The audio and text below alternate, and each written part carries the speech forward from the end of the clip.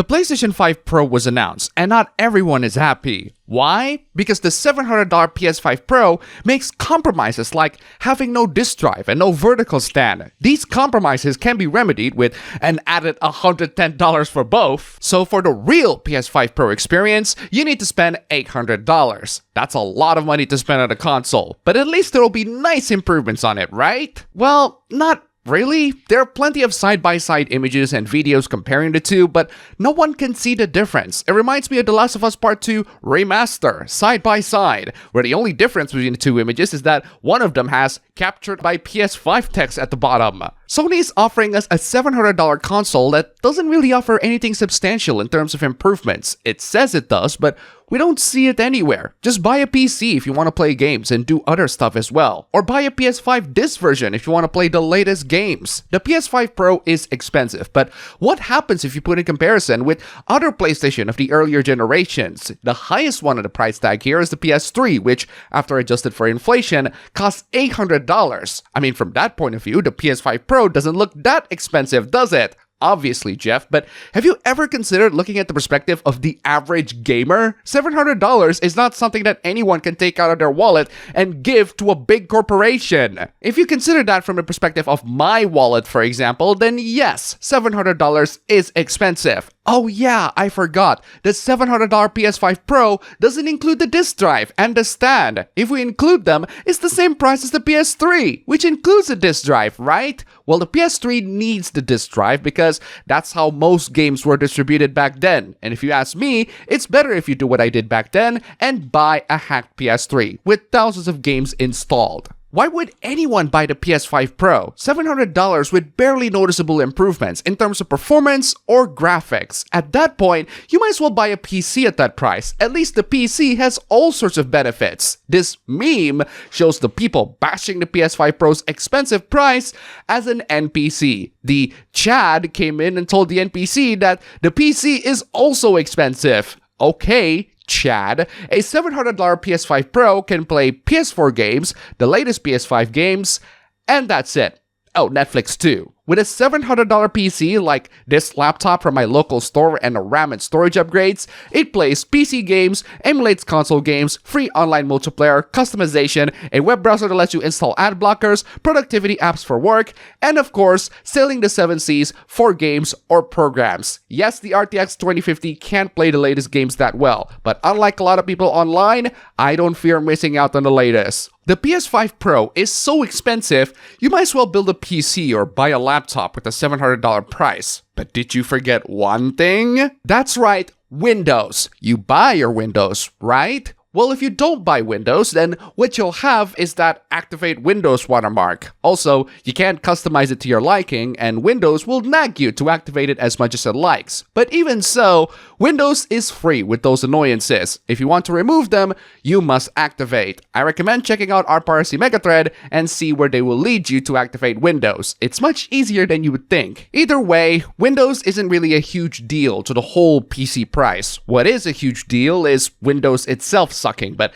I have talked about that already many times. Thankfully, Linux gaming is getting better thanks to Steam Deck. That might be a nice alternative for some of you. Hold on, if I buy a PC instead of a PS5 Pro, that will mean I am abandoning my PlayStation games, right? Of course not. First off, you can still play games on your PS5, assuming you still have it working. If you have a PS4 but no PS5, just get the PS5 Non-Pro. They are cheaper. Most PS4 games are compatible, and you don't have to pay $100 to $200 extra. And finally, you don't have to buy the games on PC. You can get pirated copies of most of your PlayStation games. If you're not comfortable with piracy, just get the old games at a discount. That works too. And yes, this is the sunk cost fallacy, except instead of the costs being sunk, you still have them lying around. The PC is still great to have, even if you don't play the latest games there. Productivity, old games, casual games, they're all fantastic on a PC. Try them. You'll see the long-term value, and you don't have to start big. Start with your office PC and move yourself from there. The PS5 Pro being expensive has one common rebuttal. No one is forcing you to buy one. Yes, no one is forcing me to buy a Lamborghini either, but it's still not something any common guy should buy, and especially not for rent and pretend that it's yours on social media. At least the Lamborghini gives you some bragging rights. At least you can flaunt the Lamborghini and be like, look at my cool car. Who's gonna be impressed that you bought a PS5 Pro? Your mom? Because you can buy your own toys now? Yes, it's a luxury item, but it has no luxury. It's expensive for the sake of being expensive. It's a piece of computer enclosed in plastic with zero luxury that doesn't do that much anyways. It's not necessary to own it right now, and it's not necessary to own it in the future either. It's trash. Do not buy the PS5 Pro if you already have a PS5 or PC, or even if you have neither. But that clearly won't stop you, right? You'd expect PC Gamer to criticize the PS5 Pro, but not really. The writer spent twice the price for a GPU alone. Yes, the RTX 4090 is the best of the best GPU out there, but it is not something anyone should buy. PC gamers should buy it because they review PC games. You must stay up to date with the latest hardware, not the average gamers though. I agree that PC gaming is a serious investment, but that's only if you want to play modern games. I can turn any office PC into a semi-capable gaming PC by just playing old games. In fact, I did. They're still fun. They're still amazing. Don't dismiss them just because they don't have good graphics or no one's playing them anymore. PC gaming gives you a lot of opportunities to learn about PC hardware that will be incredibly useful for decades later, as PC hardware doesn't change that much. That or just play the games and don't think about it. That works too. But it'd be nice if you learn more. If people are outraged by the PS5 Pro, what about the Steam Deck or any of the portable PC Switch-likes?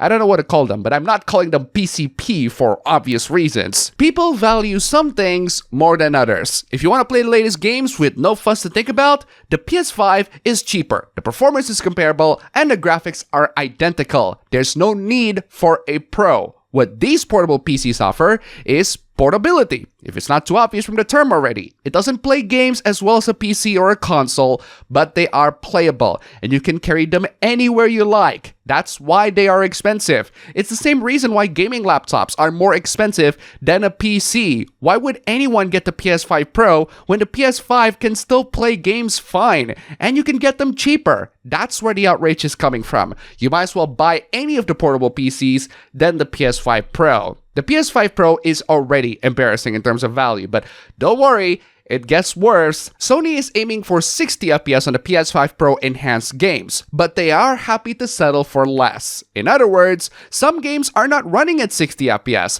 They might be running at 30 FPS, depending on how demanding the games are. This might also apply to GTA 6, which is arguably the reason why anyone would get a modern console today. GTA 6 might be running on 30 FPS on the consoles that they release. Granted, past Rockstar games are also like that too. I also don't mind 30 FPS either.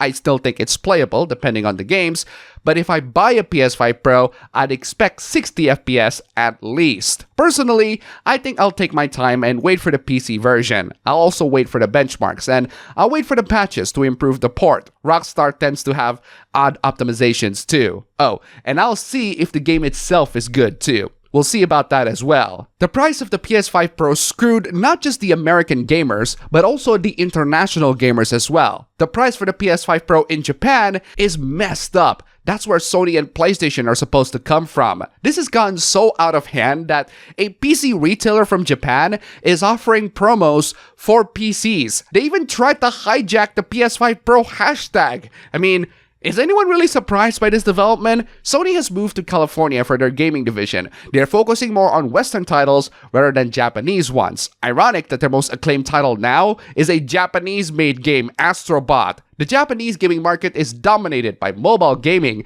PC gaming, and the Switch, which is not comparable in any way to the other console market. It is in a different league. That's how successful the Switch is. Sony isn't making any priorities in Japan, so we'll see how well the PS5 Pro does later. And that's all for the video today. Thank you all so much for watching. If you made it to the end, here's a kitty for you. And also, huge thanks to all these wonderful sponsors. You are all fantastic. If you want to see your names among these legends, then check out the links down below, just $1. And you have supported this channel a lot. Seriously, thank you so much for watching. Don't forget to check out my ABB Show stream channel, link down below, go subscribe, and I'll see you all next time.